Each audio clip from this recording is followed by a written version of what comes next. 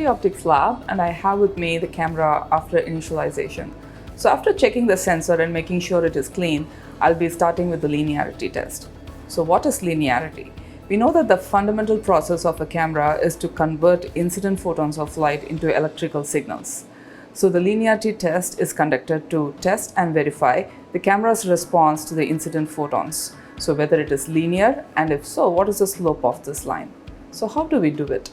Let's take a look at the setup. We have light from a calibrated halogen light source entering the integrating sphere. The amount of light is controlled by the iris. The integrating sphere is coated with a special material so that light striking its walls undergoes multiple diffuse reflections.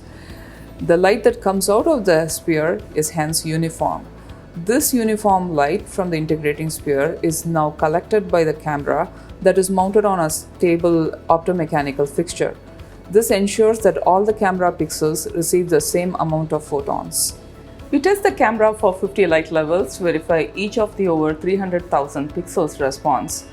We then apply the linearity corrections for all the pixels, so all pixels respond the same for a given light level.